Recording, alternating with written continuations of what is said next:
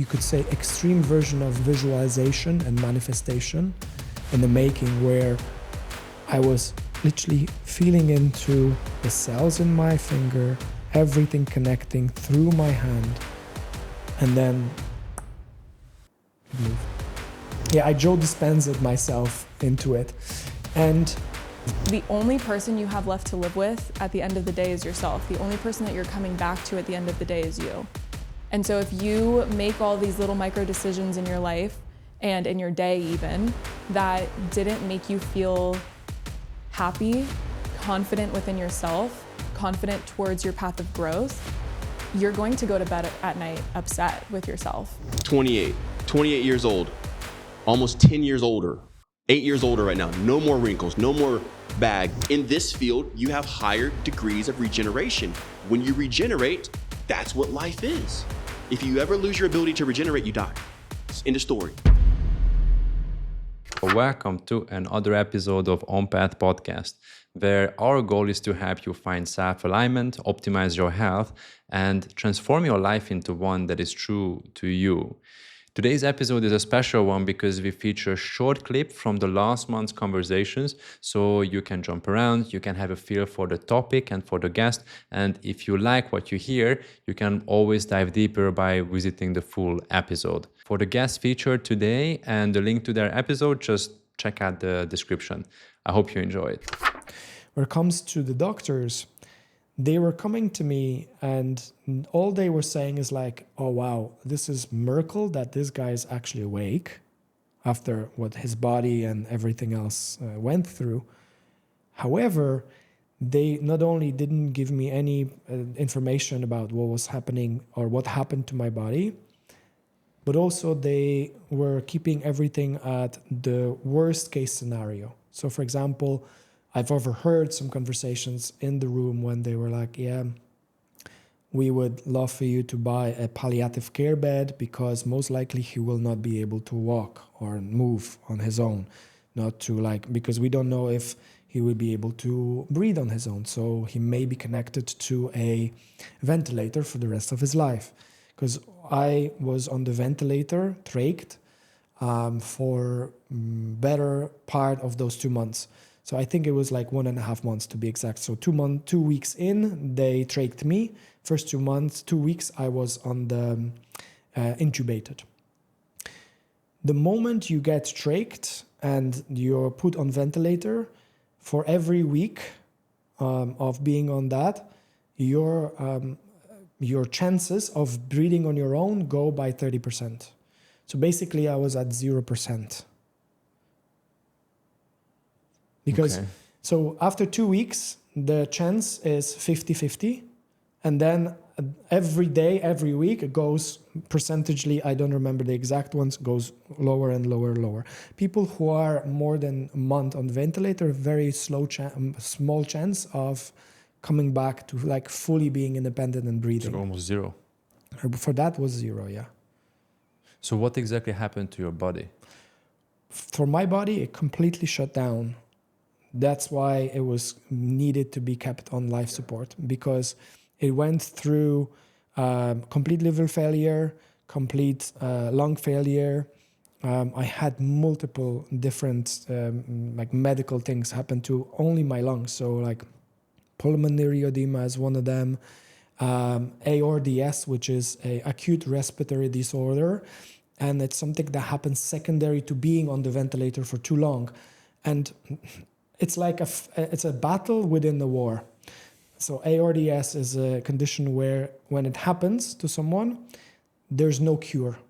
Even the best doctors cannot say, oh yeah, we give them this and it cures it. So what happens is your lungs start to swell and build up water, fluid inside. And the feeling I had, because I had a little bit of it at the end when I woke up, I still had ARDS. It's basically like you're drowning from within, the feeling of it. So you remember the sensation? Yes, because I still had it when I woke up.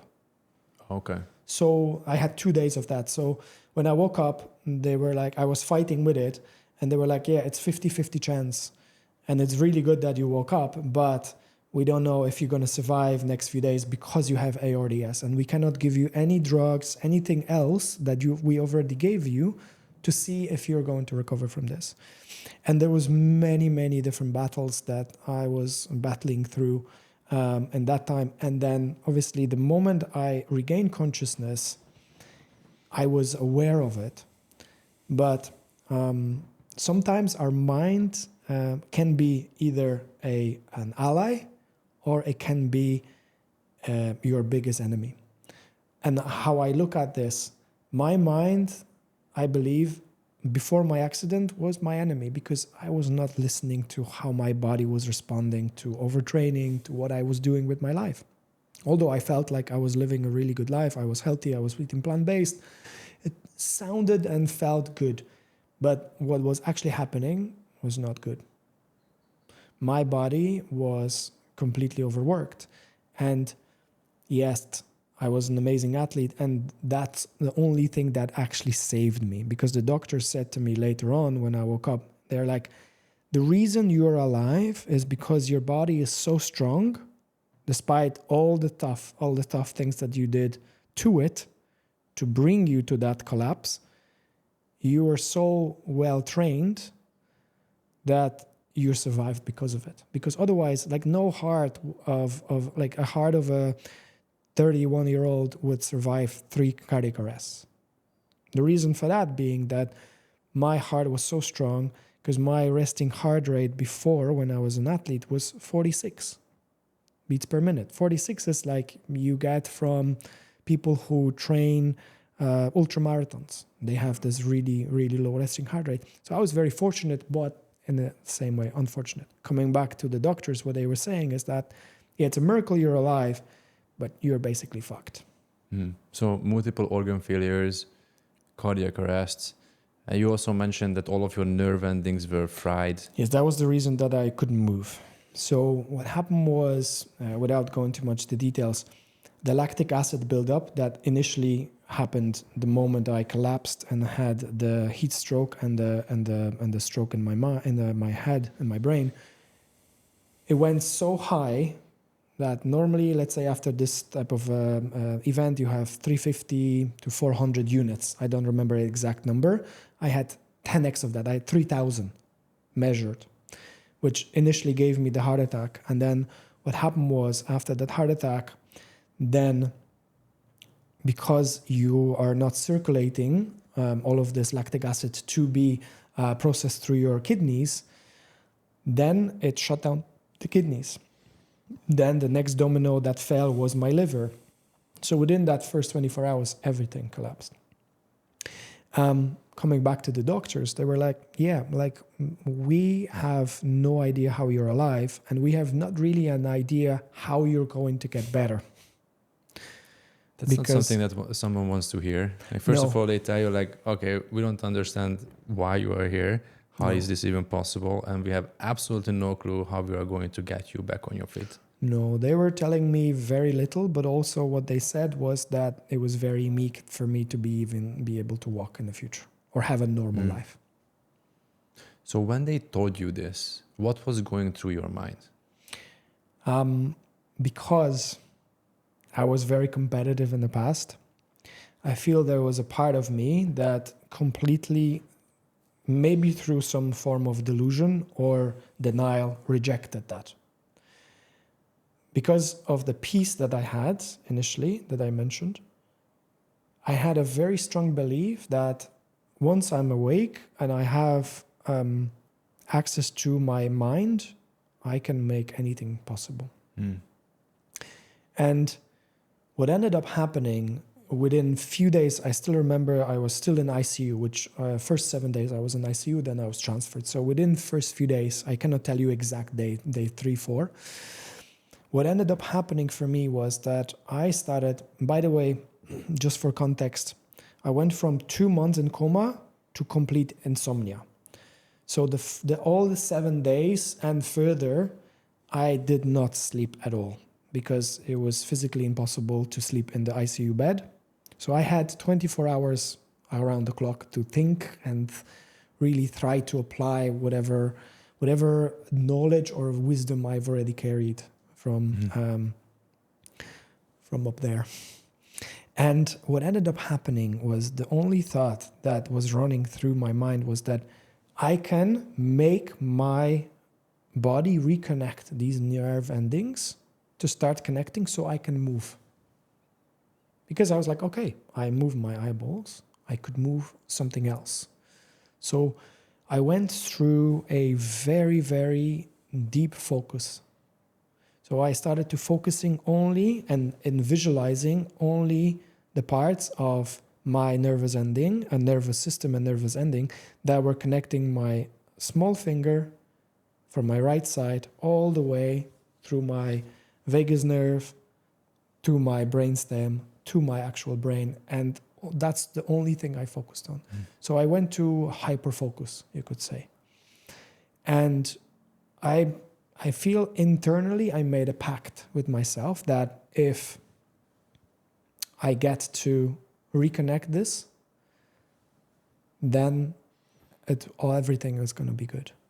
And it happened, as I said, day 3, 4, after like running the same script in my head, visualizing everything. Is like, yes, it's running from here. And I was imagining things, almost like you could say extreme version of visualization and manifestation in the making, where I was literally feeling into the cells in my finger, everything connecting through my hand, and then it moved.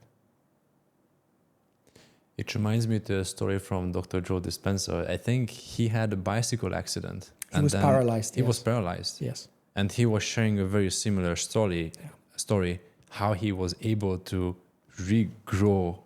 Yes, regrow that connection. Yes.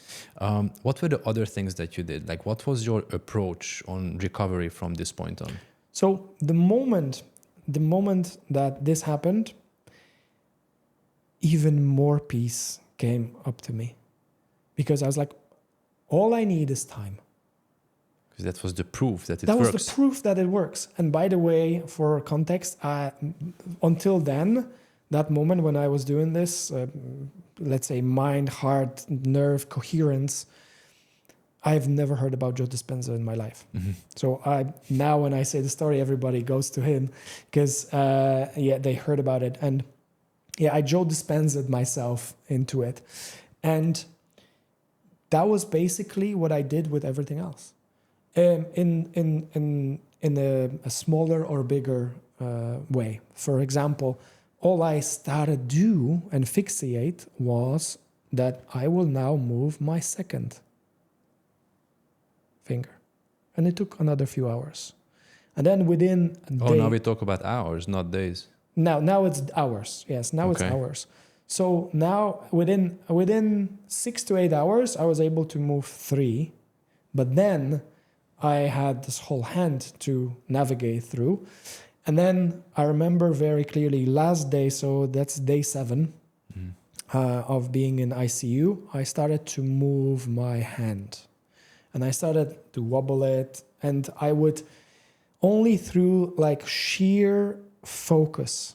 And to be honest, I have not focused this way in my whole life before. Only through that sheer focus, I was able to start moving it. And I was like, oh, great, it's moving. And then anytime I would lose focus, it would drop. It felt like I was almost like the controller was in my mind. And I had to just exude so much energy through that. And it was, I only had this to do. So I was training this all the time. And I remember very vividly, and this could be also triggering to some people. But when I started moving my hand, I was able to move it a little bit. And then the nurses that were coming in, they were like, oh my God, amazing, Atlas. Like, you can now move this. It's like amazing progress. Like everyone who was coming was like, wow, this is miracle on miracle on miracle, right? And then I'm starting to move this and they're, okay, great. And because I had all this time, I started to really experiment. I was like, okay, I can move it here and then it's great. And then lose it again. And then this again. And then, okay, so I wanted to push myself to the limit because I feel the tendency maybe started to come back again from my past. But do And I you was think like, it was coming from your ego, or was it coming from like a deeper inner subconscious belief that you can do it? a deeper subconscious belief that I can do it? Yes, for sure. Like my ego, I already understood that time, but now even through the years of working with psychedelics and other modalities, I remembered and I know for a fact that my ego was already very, very dissolved. We cannot dissolve completely our ego because then there would be a problem with our consciousness, but it really happened. And what I understood was I wanted to get better, and that was my only goal. Sheer focus on getting better and moving my body. And what ended up happening was that I started to move my hand here, and I was like, wow, this is amazing. And then, mind you, I had a tube here connected from my ventilator that was keeping me alive. But then what happened was I lost the connection to my hand, and instead of falling here, it fell to this side. And it knocked my tube out of my connection to my trachea. So it went out, and then I'm like, oh, This is not good. this is not good. I could hear the air breathing, like coming out, because the ventilator was here, it's like, and I'm like, oh, it's not coming here. And I could see my chest completely collapse. There was a, and that was another moment of complete surrender.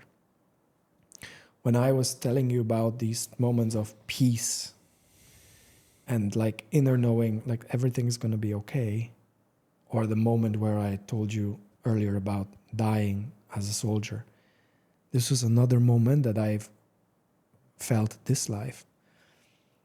I knocked it out, and no one is coming.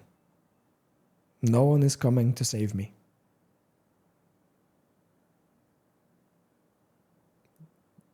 Okay, then Nothing what? is happening.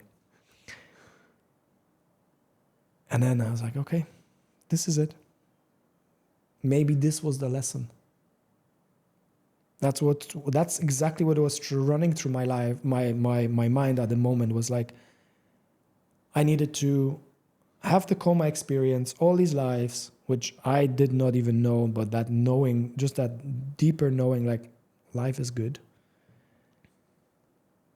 And then knocking it down and then thinking, okay, this is where it's going to end. So again, complete surrender. What ended up happening was that very slowly a nurse came out through the double door because I was in the sanitary regime. So she had to wear this suit and everything. And for me, when I looked at her, I was like, oh my God, you're taking a sweet time. I'm about to suffocate and you're taking your sweet time. I remember so vividly, she was putting the gloves and everything. She even like, oh yeah, good. Open the next door. And she comes over to me. She grabs the pipe and she's like, oh, Atlas, why are you doing this to yourself? Like you could kill yourself. And then and go, and we're like back online. And I'm like, what the fuck does just happen, right? But it was even funnier than that, because the moment she did that, she took a bandage and she connected with the elastic bandage. She connected my hand to the side of the bed. So you don't move it. So I don't knock it. So I was able to move it here, but it would, if I lose the connection, it would not knock it, right? And she's like petting me. It's like, no, everything is gonna be okay. It just like don't try to kill yourself again. And like with a lot of the big dose of comedy and laugh. And I was like, oh, okay, we're back online. Wow. And yeah, there was many situations like this for a few days. Mm-hmm. Yeah, what were the other things that you did? So like you mentioned visualization. Like through like extreme focus and visualization, you were able to rebuild that connection between your limbs and your brain. Yes. What were some of the other practices that you did? So that was the main thing what I was doing. So when I was transferred to the other hospital, that was intensive physiotherapy hospital, where basically you stay there full time, and then you do physio every day. They do physio on you. Obviously, they run so many meds through you, everything, all of that.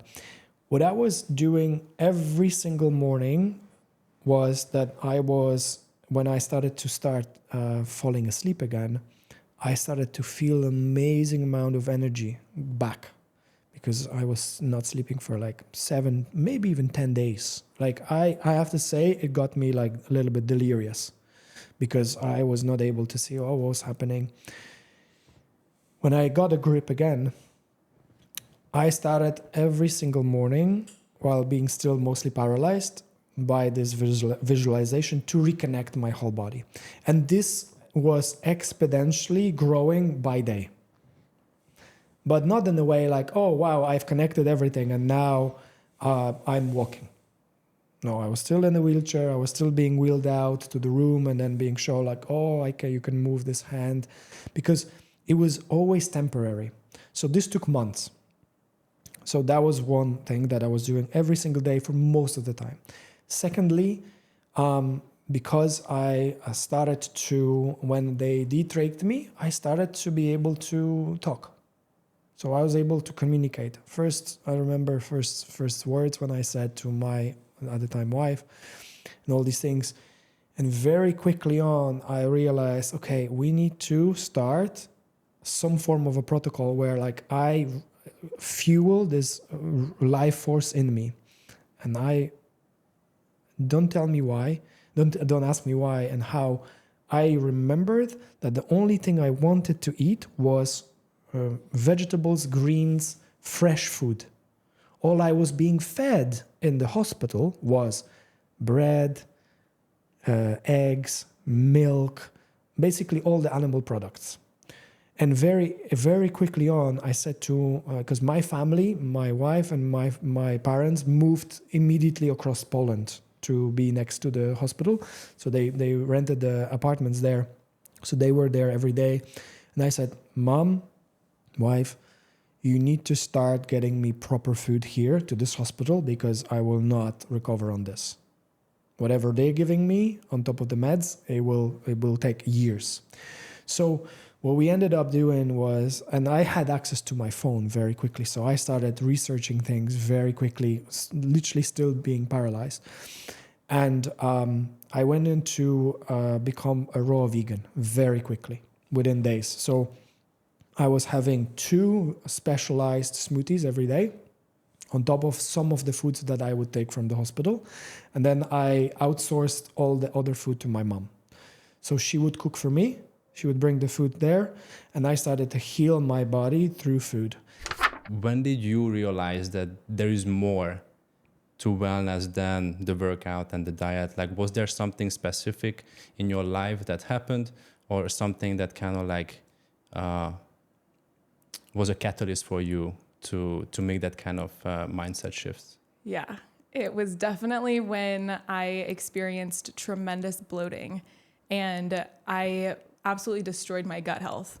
So after my first competition, leading up to my competition, I was, and I do not recommend this to anybody, by the way, I was eating... Competing, or? What I did in order to compete. For the last 2 months of prep, was eating under 800 calories a day, while also burning over 700 calories through cardio, and then still weight training 6 times a week. So it was very intense for 8 weeks. And even during peak week, people always say you need a carb load, you need to eat more food during that peak week in order to fuel your muscles, which is true. Because I wasn't lean enough, I dropped calories to 500 calories and was still doing the cardio and all the things. So from there, I stepped on stage. Right after stepping on stage, I was experiencing tremendous bloating because I was wanting to start reincorporating and reintroducing all of the different types of foods that I wanted to eat, because I had been so restricted for so many months. And it was terrible for my gut. After doing so much more research after the fact, obviously, I realized that you really need to make sure that your nutrition is slow and changes incrementally rather than everything all at once changing. So when you're, for example, when I was competing, the first thing I had, I think might have been a cookie or a donut. So much processed foods after having such a strict non-processed diet, your body is wondering, WTF are you doing? Because it's like, you need to slowly integrate new foods into your body first. And then after that, back to your question, was realizing that I had this all or nothing mentality from bodybuilding and then into my experience with bloating and my gut health issues. It was all or nothing of I'm going to eat whatever I want. And then after that, realizing that neither is sustainable for life to be happy and healthy, I started working on time blocking my schedule. I started wanting to focus more on school, on the work that I was doing, both in my business, but also my job that I had at the time. And I also really wanted to pour into my friendships and my relationship with my family. And that was something that I had a really hard time coming to terms with. Was I love bodybuilding, I love working out, but I cannot do that and sustain everything in my life. So that's where I really started to dive into the world of balance and wellness overall. You mentioned gut and that you destroy your gut throughout this process. And then after that, it took quite a bit of time for you again to introduce the food that you wanted to eat because your body rejected it, right? And I know that like your gut is pretty much your second brain. Absolutely. And people who experience gut issues is not just a physical symptom, but also an emotional one. So some people experience anxiety, depression, other different kind of form of challenges. Like, did you experience any of that, or it was mainly just physical? It was definitely mental too. I had tremendous amounts of brain fog. I had been depressed before, but never depressed with links to my gut health. And this was absolutely depression linked to my gut health. And I remember experiencing so much sense of lost direction. And I was having existential crises at one point. And that's when I really realized that something was very off and I needed to change. And I remember there was one day in particular, I called my sister and was like, I don't know what I'm doing anymore. And that's when you hit that wall where you're looking at yourself and you're wondering, what is all of this for? That will make you question everything that you're doing too. And obviously, if you're living every day like that, that's just, you're not happy in life. And that's when you really need to change things up. Would you say that everything else was kind of like on point in your life? I don't know exactly when you started your business. Was it also around the same time as you were competing, or it was before or after? I started my business while I had started competing, but I never made that my main priority until after I healed my gut health and was really living that balanced life. Okay. So you already had like an idea which path you would like to walk. And as you were competing, all this kind of like bad stuff happened to your gut, and then it created those kind of emotions and like brain fog and maybe fatigue as well. And you were just not really feeling yourself, and you started to question everything. So was it completely because what you did to your gut, or was there like any other signs as well in your life that maybe you are like not walking the right path? When my gut started having a lot of issues, I started just observing everything else that was going on in my life. And I was observing my relationships, my friendships, what I felt was pouring into my life, and what I also felt was kind of pulling me away from the direction in which I wanted to move into, and the direction of growth that I really wanted to walk into. So I had always, for a long time, wanted to grow in life mentally and make a big difference in helping people find what they love, and helping other people live well and live happy and live healthy. So when I started noticing that there were activities that I was doing or people that I was spending a lot of time with that didn't make me feel the most happy or even secure in myself, I started deciding maybe I'm going to take a few steps back away from these people and things that I was doing. And did you already have that kind of awareness before you experienced these gut issues, or the gut issue was the one that made you pause and reflect? There was one other time, and I was in high school actually. So growing up, I feel like I need to give some background on this. Growing up, I had always felt like I was just kind of living every single day, sleepwalking through life in a sense, to where I had to just show up to these places and do these things. And then as soon as I got home, it was like, it almost just felt like a new environment that I needed to continue to adapt to. And it was like I was living in survival mode in a sense. And whenever I had time to be alone, it was like I would just sit in my bed and either release any emotions that I was experiencing, but I could not ever put a name to and understand what I was feeling. But it just felt like a lot of heaviness. Fast forward, when I was 15, I was raped by my first boyfriend. And at that point, I had no idea what had happened, but a year later was when everything started kind of spiraling and I was getting flashbacks and it was pretty messy, but I was finally realizing there's something wrong and the way that I'm living is not my purpose in life. And the things that I'm doing, the people I'm spending time with, these are all things that I just kind of fell into rather than chose for myself. Does that make sense? Yeah, it makes sense. I mean, it makes total sense. And also, so it seems like that you started to like look inside, look within, like way earlier than most people. Absolutely. Right?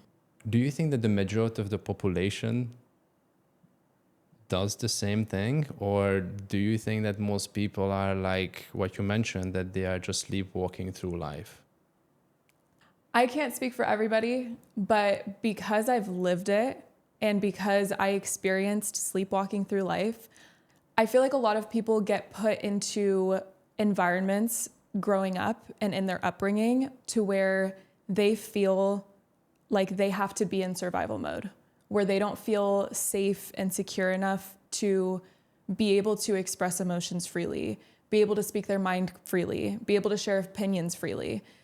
And I think that ends up putting people in a box. And when you're put in this box where you have to conform to other people's standards and what other people need you to be, but you're not choosing that for yourself, it causes you to kind of just move with whatever the day holds rather than making the conscious decision of, I want to be doing these things every single day. I want to be experiencing these things every day. Yeah, you pretty much kind of mold yourself into the environment that's shaped around you. But life sooner or later is going to give you the opportunity to get yourself out of that situation. But then after that, it's totally up to you whether you are going to act on it or you are not going to act on it. And unfortunately, I can speak from experience and that most people that I know, they are afraid to step away from what's familiar to them, because the moment they step away, they are going to embark on a journey into the unknown. Yeah. And this is where your brain is just like, no, don't do that, because your mind and your ego is there to protect you, right? And that's not familiar to you, right? Absolutely. And even people tend to choose the things that's familiar to them and not what's good to them, right?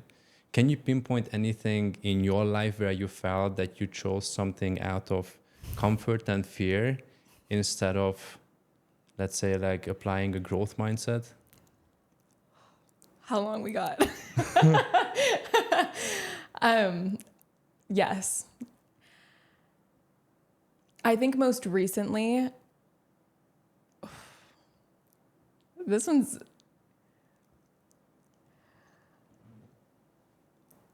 it's so important and it's so pivotal in my life, but I've never talked about it publicly, but I do think it's so important. There was the time most recently when I decided to stay in relationships, close relationships with people who really enjoyed partying, who really enjoyed being social, always needed people around, who clearly didn't know and have awareness of any shadows within themselves. And at first, when I was introduced to this group of people, these new experiences, it was kind of like, wow, these are all really new things. This is a lot of change. This could mean growth for me. This could mean a lot of learning and understanding other people, which 100%, absolutely it did. As time went on though, 1 year turned to 1.5 years, and it felt like a snowball of, okay, here's an opportunity for you to walk away. Are you going to take the opportunity, or are you going to continue to stay in this? And every single time I came into those crossroads, I felt there's just something else I need to learn here. And there's just something more that I could do to help the people around me, or there's something more that I could give. And I continue to choose that path of continuing to walk with people in drinking every weekend, partying, doing all of the things. Then there was one day I finally decided I am the one in control of my life. And I need to remember that no matter what anybody else is thinking, no matter what anybody else is experiencing, the only person you have left to live with at the end of the day is yourself. The only person that you're coming back to at the end of the day is you. And so if you make all these little micro decisions in your life and in your day even that didn't make you feel happy, confident within yourself, confident towards your path of growth, you're going to go to bed at night upset with yourself. And I started noticing every day I would go to bed and I would just be a little bit more discontent with the way that I was living. And I had fallen into patterns of smoking again, and even doing things like that didn't feel good for me. I think I like to notice different synchronicities happening in my life. And I remember there was one time that there was one moment where I really started hearing therapy talk again, going to therapy. But I had done traditional talk therapy for years. And I, at that point, was thinking, I don't want to go back to talk therapy. I want to try something different. And I had heard about hypnotherapy. And this is actually something I love talking about now, because I've been seeing a hypnotherapist for over a year, and it has absolutely transformed my life. And so when I was hearing these synchronicities coming up, talking about therapy, going to therapy, doing deeper work within yourself, I was a little questioning and a little bit skeptical, but I found somebody that I had aligned with in my goals. And I started working with a hypnotherapist, and I think that that's when I really started deep diving into what changes can I make today? What growth can I make today to continue to push that needle forward in the direction that I want to take my life, because I'm choosing it for myself. But the way you ended up making that decision is by being real honest with yourself that you feel discontent. When you go to sleep, you feel discontent, the way you live your life and the things that you do, even though that I know from experience as well that in the moment it feels great, right? Because you're surrounded by fun people, and then you feel that you're living the life, you are just doing exactly what everybody else is doing, so like what's the harm in this one? But at the end of the day, as you said, like, you have to live with yourself. That's the only constant in your life. And if you already have this feeling that something is off, that's already a sign that, okay, maybe I just need to take a pause here just to evaluate whether this is the path I would like to continue or not.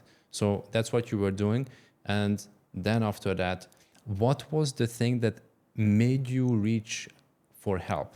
Because where I see also a lot of people struggle, including myself in the past as well, that I don't know. I think it's probably coming from ego and pride. I did not want to admit that I need help. Only those people need help who are not in control. And clearly, I am in control. So, like, therapy, who needs that, right? So, what helped you to come to a realization that you may need some external help to move forward? Yeah. I think that everything starts with awareness. Change itself starts with awareness. And so when I reached a point that I realized looking in the mirror, I was unhappy with what I saw. So it was like a physical reflection, or was it like a body image, or was just that like how you felt about life in general? How I felt internally, I feel reflected externally as well. So seeing myself physically, I may have looked amazing because of how lean I was, but I wasn't eating all the time. I wasn't having consistent meals. I was unhappy in the way I felt looking in the mirror even. And it didn't feel like who I was authentically. And at that point, I didn't even know who I was authentically. And so that awareness alone of recognizing this is not okay, that made me decide, okay, there's something here that I want to uncover, but I need to just observe everything going on in my life first. So that's when I started going to these events and kind of seeing, okay, how am I showing up to these places? How are other people showing up to these places? And what conversations are we having? I started just evaluating things. And I remember there was one time in particular where I asked people around me, how do you feel when you're alone? And that's a pretty deep question to bring to a party. I don't know how they felt about it, but I remember one of the girls looking at me and she said, why do you think we do this? We don't want to be alone. And I remember for me, that just woke something up in me. And hearing that made me realize if all we have at the end of the day is us, if you are the only person in control of everything that you do every single day, why are you going to choose to do things that don't necessarily bring the best out of you and spend so much time with other people looking externally for what you should have within you? So the happiness that I was looking for outside of myself at parties, drinking, smoking, going on boats, I needed to find that happiness within myself first. And if going on boats and things like that still made me happy, absolutely go do them. And you should do them. But you have to have that happiness within you first. So after making those observations, after coming to that realization of myself, I realized that I had a lot of fears that were blocking me from wanting to move forward and wanting to really embrace this change that was coming. And I was scared. I didn't know where to go. I didn't know what the first step was in order to move forward and heal and live the life that I wanted to live for myself. And so that's when someone actually looked at me and was pretty angry with me and said, you need therapy. And they tried to say this in kind of like an offensive way. Exactly. And I looked at them, I said, you know what? You're right. You're totally right. And that's where it started. And I could not be more grateful for even situations like that, because you know that when someone says something like that to you, they mean it in an offensive way, but they're also projecting a reflection of themselves too. And so for me, it's like if you see that within yourself, but you're not going to do anything about it, but you also see that within me, I'm going to make the decision to do something about it. How do you handle social situations? So let's say if somebody wants to get rid of all the toxins from their environment, but they have friends and family that they don't obey by these laws and rules. Yeah. So like, what's your recommendation to people who may face these situations where they need to be in an environment to hang out with friends that they love and it's not completely toxic free? Yeah, so like if they live with I have a couple people like that in my Discord. They're married and they have different views on what they should do in the house, and some people who like still live with their parents or like all this other stuff. For the people who can change, I would never suggest anybody to like leave their spouse. Be with your spouse, love your spouse, encourage your spouse.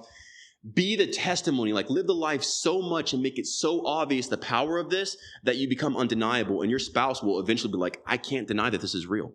So that's one way for the spouse, right? But if you live with your parents or whatever, I always tell the people to make sure that whatever you do, leverage it. So if you are at a point to where your friends or your family or whatever is like they're smoking or they're spraying or they have all these toxins and air fresheners and scents, and it's like really messing with your head, use that as encouragement to grow yourself to be able to get out of the situation. Use everything as fuel. That's fuel. Don't tell them to stop. Make that make you grow to where you love yourself so much that you do something about it. Like stop staying in it and just accepting it or trying to change the people. Use that to change yourself to where you become so indomitable that you can supply for yourself and put yourself in a situation. And now you invite your friends and your family into your court. You've created the Garden of Eden. You create the space. You've created heaven on earth. And now you invite them into your realm. And when they live in your realm, they're in your rules. No shoes in the house, no sprays, no perfumes. And then they experience the grace that comes with that life. So be the example always. I think that's so much easier to implement when you don't live with the person, right? So I have control over my environment here. I have absolutely zero control over how my friends live, like 2 blocks away, right? So of course, like for them, I can be a great example. And, whenever I'm going to start going through those changes and, it's going to be visible on my face, on my body, or just like how I operate as a human being, that example is going to draw people in. Exactly. And they are going to start asking the questions, what have you done? Right? Yeah. You're the magnet, bro. Like you are a lightning rod. You stick straight up to the sky. Like your head points to the sky. You never see a lightning rod bent over. Every lightning rod points up. You are that lightning rod, and you draw in magnetism. And when you do it right, you are no longer dull, but brilliant. And that brilliance draws the people in. They don't even have a choice. They would have to acknowledge what's going on. So that's the effect, or that's the response from reality to show you how effective you are as that rod. You use the friends. You use them to tell you the data from reality that you're receiving. Their friends are awesome.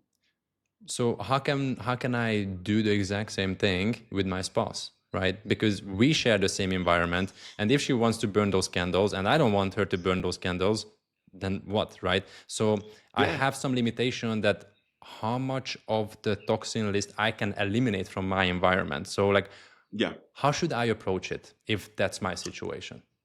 For sure. And I even have a member in my Discord community. They're going through the same thing. Their spouse like smokes and this and that, and they black out the room, but the spouse doesn't want to black out the room. So there's a little bit of that. There's this verse in the Bible that says, my people die a lack of knowledge. So like if you don't understand, you are more susceptible to the effect. You are more in a position of volatility. So whenever you bring enlightenment or understanding, or you gain the understanding of something to raise it up and draw it to the light, when a person understands, they will willingly give it up themselves. Hey, if this candle might make you infertile, and it might mess with your PMS, and it might mess with your hormones, and it might give you fibroids, and it might cause swelling of your brain, babe, I love you. Like, you can burn it if you want to. Like, do whatever you want. You're free with me. You always grant freedom, but you show the effects. If you really want it, go ahead. But this is the list of effects that it does to you. I love you. I want to be with you for as long as I possibly can, and I want to take care of you. So I just want you healthy. But if you want that, I love you enough to, respect that's your choice. And you kind of just bring that understanding in, and like a person won't willingly kill themselves. A person won't willingly harm themselves. A person won't willingly put themselves in a situation that limits them once they actually understand. So if anybody's ever fighting you on the situation or there's resistance, they just don't understand. So it's your responsibility as a light bearer to live the truth, bring the truth, and expose the darkness of what draws us down, and then people themselves will choose the light. And it might take 5 months, 6 months, a year, 10 months. It doesn't matter. But because you have all the energy from the guide and this lifestyle, you have patience. Whatever has patience will always endure. Impatient people, they don't like haters and stuff like that. They have no stamina. They can't endure. They can't last. But when you have unlimited sources of energy, you have eternal sources of energy, you will outlast every fucking thing that approaches you. You are the answer. Amen. I hope that makes sense. Oh, we can just chop this out as a clip and people can share this with their spouse. Like, that's baby. Let's go, man. That's babe. Like, that's exactly why I would like to change our environment. Yeah, for sure. And I had this question a lot, man. A lot of people like, well, if my spouse doesn't, want to agree with me, it's like, love them through the process, man. What about my family, my friends? Yeah. Yeah, it's hard sometimes because like there are certain things that you have control over and certain things that you don't have control over, and especially when there is some friction with the people in your direct environment that you love and you would love to have in your environment, and they don't follow a similar lifestyle. Yeah, I can understand why some people may struggle with this, and relationships are super important in our lives. So I think this is a hard topic to navigate for some. I'll give you a secret, man. And this is like, the grand reveal. This is it. Everybody just wants love. That's it. They just want love. They're reaching for their addiction because they don't feel loved in a specific area. Really, they need to show themselves that love. But if you're here for them, you can garner and substitute that love until they can stand on their own feet and show themselves love. So everywhere we meet a person is just us making up for the lack of love they have themselves until they can develop it themselves. So if you show a person love in whatever area, I promise you, they'll give up whatever addiction. I've had my family quit smoking cigarettes. I've had my family start doing, healthier things. And it was just me being patient and loving them. And time is always needed. So don't think that they're going to change overnight, because time is the test. Because you're showing me love now, but I see how you've been the past, however long we've been together. Can you keep showing that love? And if you can keep showing that love, then all of a sudden that solidifies the legitimacy of what you're actually producing. Then they want to give it to themselves. And now you both are at 100% of love, and you raise up to the highest effect in life together.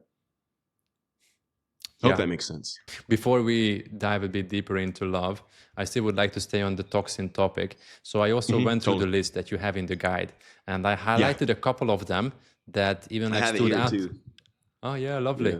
I only have the digital copy, but it meant like, first of all, like we actually just updated such a good job with it. So there's thank you, I appreciate that. This is just like what I got from life, man. But we update it every quarter. So whoever's in our Discord, they get like the updated copy. So like, we're always updating it. But I have all this stuff here. Like these are the lists that you're talking about. Exactly. Like and these are all just toxins that are in your current environment right now as we speak. These things are killing you. They're destroying your mental cognition. They're destroying your energy. They're making you low energy. They're making you lethargic. They're making you, how do I say this nicely? They're preventing your IQ from being its maximum number. I'll leave it at that. The nice way. Yeah. I think you beautifully packaged that. So why don't we just like dive into some of those items that kind of like stood out to me? So why do you think that makeup, tanner, lotion, sunscreens are bad for you? Wow, that's a very, there's so many. Okay, cool. It was all together. That's why I like quoted it like that.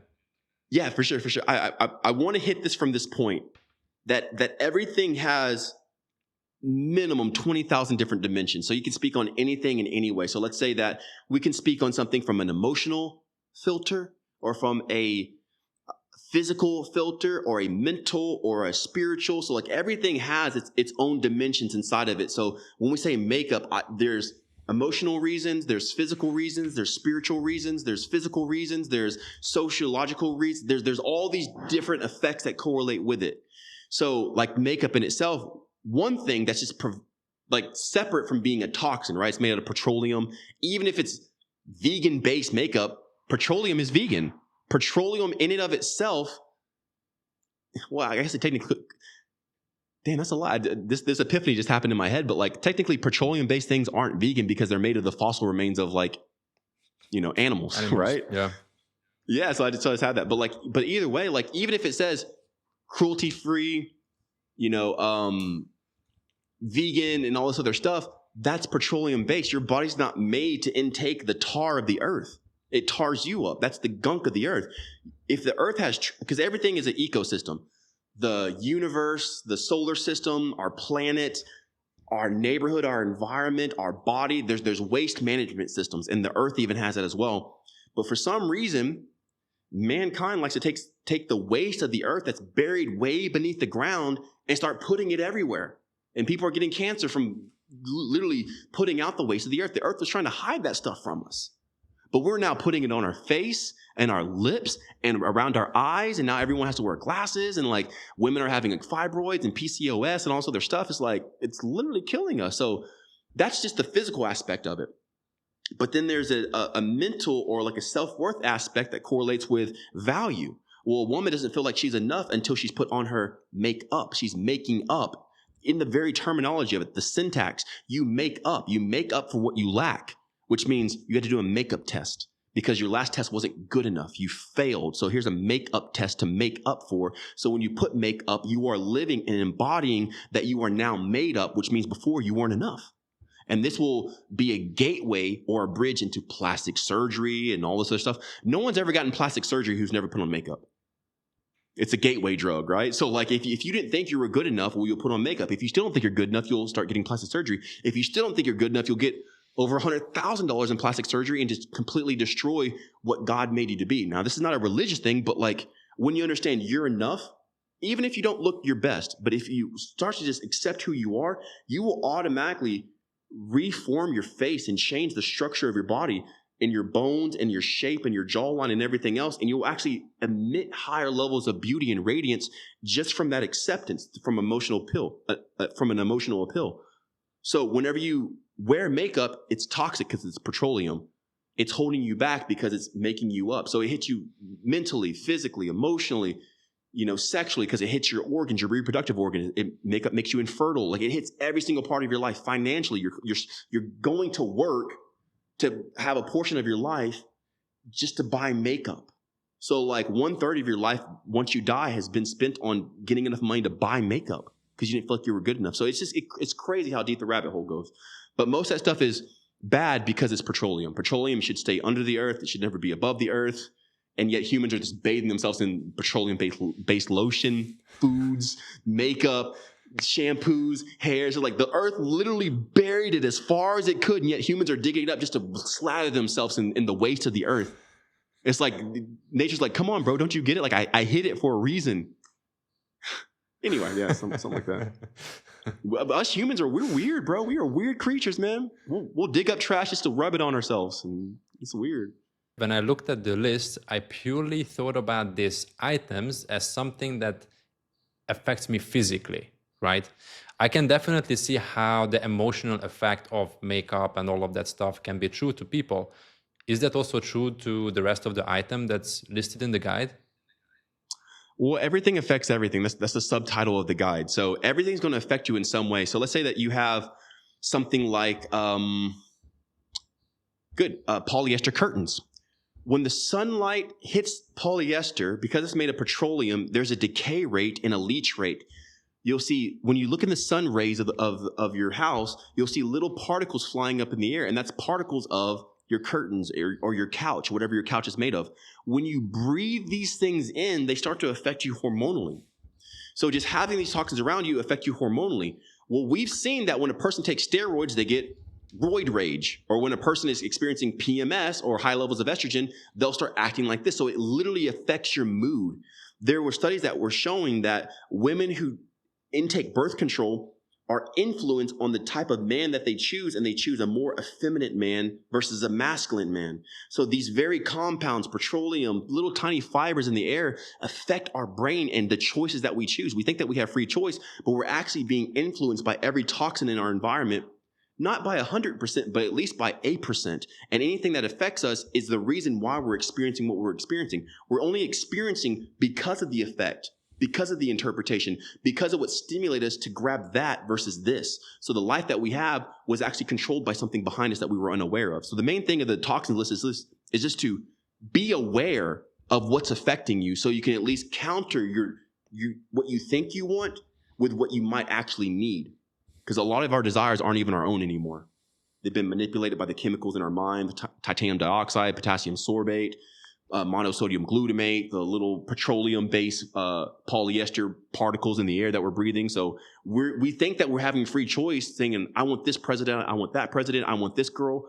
But everything has been absorbed by us, and it formulates us into who we are, and we're actually the product of everything that we brought into our life. It's so manipulative, man. It's deep. It's very deep. So It's not even about 5 pounds or like, I want to lose weight for the summer. It's a much deeper issue than that. staying on the curtains, because that was one of the things that I also noted down, because I never considered that curtains are bad for me. So you are saying that curtains are bad for me because of the polyester particles in the air. It breaks down because of the sunlight, or? For sure. So anything that does not have a current stability of cellular division is leaching and breaking down. Everything in reality has a decay rate. Nothing is eternal. Everything has a decay rate. That's how we can test the radioactivity of something or the stability of something. The stronger a heavy metal is, maybe the least amount of decay rate that it has. So people have microplastics, right? And microplastics is the next big topic. They've been here for decades, but now we're just talking about it. But microplastics are in our bodies because the decay rate of something filtered and synthesized to create our plastic water bottles and everything else has a higher decay rate than maybe something that's made out of copper. So if you drink out of I think there's one like right here behind me, it's this copper water bottle. Everything has a decay rate, but the decay rate of copper is a lot longer. The half-life of copper is a lot longer than something of a plastic water bottle. Well, everything that decays ends up inside of you if it's around you, even if it's metal, if it's polyester or whatever. When these curtains break and leach because they don't have cellular division, when you have cellular division, you end up breaking and you end up making up for and establishing. You do have a decay rate called your skin and dust particles and everything else. That's your decay rate in your oxidation and aging and everything else. But when you have cellular division, you have a non-lethal decay rate, something that has a high lethal decay rate, something like chlorine. Chlorine synthesizes into a liquid, but it instantly turns into a gas because its decay rate is so fast. That's what makes it toxic. You cannot live off of something that is unstable. The decay rate is the sustainability of the thing. So if something has a fast decay rate, that means it's unstable. Anything unstable is radioactive, it's harmful. So when you have polyester, that's a fast decay rate. Just wearing polyester underwear absorbs into your testicles or your vagina, if you're a woman, because it's leaching, it's decaying. That's what makes it bad. There's nothing wrong with anything. Everything is what it is. Everything's only what it is. So there is no good or bad. But when you want to live long in life, you have to make sure that you have something that has a slow decay rate. If you want to live short in life, you want to be around things that have a fast decay rate. Radioactivity, plutonium, polyester, these type of microplastics and everything else. So it's really the decay rate is going to determine the effectiveness of it inside your body and what it's going to do to you. It's very important. This is why I say don't swim in chlorine pools. Do not, because the decay rate of chlorine is so unstable. That's why it burns you. It's like, oh my God, everything about chlorine is trying to tell you stay away from it. It burns your eyes. It changes the color of your hair. It dries your skin. It burns your nose. But yet people are like, oh yeah, I want to swim in a pool. Anytime you see a pool, run. Because you just being around it, you can smell the chlorine. You're intaking the decay rate in real time because that's what's happening. That's why you smell it, because it's decaying from a solid state into a gas state without a temperature difference, and that decay rate is unstable, and it makes you age. That's the oxidation. Super huge, man. Like very detrimental stuff. This stuff causes cancer and all kinds of issues and everything. Anything that decays fast, asbestos, things like fiberglass, things like whatever the wall is made of. I forgot what the material, the plaster, stuff like that. Stay away from it. Stone, rock, maybe wood, stuff like that. You want to stick with things like that have a very slow decay rate. Wood is questionable, but you get what I'm saying, like natural things. Why are condoms bad for you? Same thing. It's decay rate. It leaches into the body. It can mess up the because I've actually healed people of like herpes and stuff like that. I'm not afraid to get an STD because there is never something that's on earth that can't be defeated. Nothing's indomitable. So if there is a bacteria, syphilis, AIDS, HIV, any sort of disease, virus, or whatever, there's always a kryptonite to it. Everything has a kryptonite. And if people tell you there's no kryptonite to it, they're funneling and farming money from you. So how would you defeat that? You can't heal it yet. Huh? What is it? How would you defeat that? So if you get like chlamydia or you get HIV? It's just a bacteria. It's just a virus. Every virus can be broken. So everything, talking about the decay rate, right? Everything can have it, and you can advance and speed up the decay rate of something to kill it. So that's what antibacterial things are. They burst it from the inside because it can no longer live, because it speeds up the process of death. Every poison does the same thing. It speeds up the lifetime of the liver or the brain or the heart. So poison comes in, they stop things from happening because it's an overactivity of the energy. That specific thing unlocks the overactivity of it, and it can't keep up and sustain in that realm of time. Therefore, the thing bursts, explodes, stops, fails, or whatever. Antibacterial, same thing. When you introduce this compound, whatever it may be, that's antibacterial, the bacteria cannot continue operating at that level, so it overexerts itself. It explodes. It dies. That's why whenever you're poisoned, you sweat and all this other stuff to try to get it out. Your body hyperacts you because it starts overproducing. You not being able to keep up with the timeline that you're on causes the contraction of death. So whenever you have something like a virus, right, there are things that are the kryptonite to viruses. Prunella, cardamom, cloves, all kinds of stuff. So there are things like Indian laburnum, that these things specifically break up the cellular and molecular structure of these viruses and these bacteria, that they can't live on it because it accelerates the lifespan of it, and it dies in an instant. So everything has something. Indian laburnum, prunella, look it up, man, cures herpes. I can't say cures because then I'd be diagnosing, but like prunella heals or prevents this virus from being able to live inside of you. Prunella, a fucking plant, it grows everywhere. It's like wheat. It's everywhere on earth. Every plant that you see most likely cures some sort of, I will stop using the word cure. Every plant or weed that you see most likely is resistant to some sort of virus or bacteria. So whenever you intake all these plants, guess what? They just don't live in you anymore. I've been with my fair share of people, and I've never contracted a disease or anything like that. And I don't think I'm just lucky, but I think it's because of the state that I'm in. I stay so antibacterial that an infecting or an invading bacteria can't live in me. Kind of like whenever Wim Hof, injected himself with E. coli and he killed it. Same thing. When you become antibacterial, when you become life, death can't happen in you because you're in the state of life. And when you're in that realm and you're living in that, death can't come in. Every time it tries, it's defeated. So you need to stay in that state. That's what I call the harmonic state. You got to stay in that state. How could you get herpes if you have so much energy and you have such a strong immune system that you just kill the virus, you heat up and it burns in you? How could you have syphilis or gonorrhea? It can't.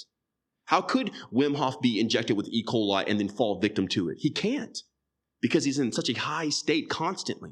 You want to stay in the high state. This is why it's important not to be distracted. Who the fuck cares about the football game? If you are lowering your guard and now you're more susceptible to the vid or to herpes or to chlamydia or whatever. Now, prevention is always the best medicine. Just don't sleep with somebody who has that. But it's the same thing. If you're going to get a viral infection, the cold, the flu or whatever, if you're staying in that state, how could anything ever penetrate you? Every second you spend, you fortify who you are, whether it's in weakness or in strength. So the guide kind of gets you into strength and being as strong as you can. So if we are in that harmonic state, we still can cure illnesses and disease that's stated as incurable. I can't use, because there's a certain syntax the world has. The world has a very specific vocabulary to trap people in things. So you can't use their words. And if so, you have to get their permission. And if you use their words without their permission, it's almost like a copyright or like a trademark or like a patent. You can't say cure because we patent or trademark that word. So if you ever use their word, you have to live inside of their field. Their field only keeps producing death. The medical system only keeps producing sickness. It only keeps pumping out people who are barely hanging on until they relapse and they're back in remission. Like the very realm and structure at which they're living at only sustains them, but it never brings them into a higher degree of life. They don't have more energy from it. They're just not as sick. So nothing's curable because it's not about a cure. It's about what state are you in. The state you're in shows you why you have the disease. When you stop living in that state, you stop having the disease. Effects that people have experienced living the guide. One of the greatest ones recently is a person healed themselves of Tourette's without a speech pathologist, without some sort of psychiatrist or a doctor or some sort of like brain enhancement What is thing. Tourette's? I don't know. Tourette's is where a person will like speak uncontrollably. Where a person will speak uncontrollably because they don't have control over their neurofunctions. So they might say something or blurt it out or have tweaks and twitches and stuff like that. So they'll say, blah, out of nowhere. They'll just be here and they're like, shit, fuck, blah, blah, blah. They'll like start cursing or something like that. So it's a neurological disorder. The person had it all of their life. The person is 60 years old, has had Tourette's their entire life. 60 years. Guy on the guide, they've been on the guide for less than a year. I think they've been on for 9 or 10 months. And they're like, hey, this is a random testimony, bro, but like I no longer have Tourette's or outburst or stutter or anything. And I'm like, I didn't even know you had Tourette's because I only talked to them virtually, right? They like type their messages and they're like, yeah, I've had it all my life. Same person also had asthma all their life, no longer has asthma, PCOS, diabetes. It's helped with diverticulitis, Crohn's, completely healed, or whatever you want to say, the effects of completely removed the effect of psoriasis, alopecia, candida, bacterial overgrowth, cyst, warts. It's changed my eye colors. My eyes are now blue, but they used to be brown and green. Like it's not about curing. It's not about healing necessarily. It's about you are living in the wrong field. So when you're in that field, this is the effect. When you just live in a different field, that's the effect of that field. And that's the life that you live. In this field, you have higher degrees of regeneration. When you regenerate, that's what life is. If you ever lose your ability to regenerate, you die. End of story. All life is, how long can you keep regenerating? Until you break down and now you're regenerating the wrong code, or you can't really read your DNA or keep producing the same blueprint. As long as you can establish your DNA, not affect it, not mutate it or whatever, you can seemingly regenerate for the rest of your life. But every factor that's inside, the polyester curtains, the makeup, it's decreasing your ability to regenerate. So your body starts having these effects of like sicknesses, disease, and disorders. The disease and the sicknesses aren't even real themselves. They're just the effect of your inability to regenerate. As long as you get back into the ability to regenerate, it doesn't matter what it is. Your brain, you'll get healed of Tourette's. Your ovaries, you'll heal yourself of polycystic ovarian syndrome. You have your menstrual cycles, it'll heal you of that. Because it's just what is convoluting your body's ability to read the DNA properly, to have cellular divisions to where you regenerate yourself. The moment you get out of what's degenerating you and regenerating you, you simply have immortality at your hands. And that's how I was able to reverse my age and like other people. Maybe I can show a picture here. You could post it up, but can I have a phone, please? And I'll show you. I don't know if you ever like posted this, but like this is me before. I'm currently 36 years old, right? So I'm, getting close to 40. And this was me before at 28. This was me at 28. Hopefully you can see this. Oh yeah, I've seen this photo. Yeah. 28 years old, almost 10 years older, 8 years older right now. No more wrinkles, no more bags, no more low power mode, huh? No more anything, but like that heavy exhaustion, it wasn't aging. It was just the inability to regenerate.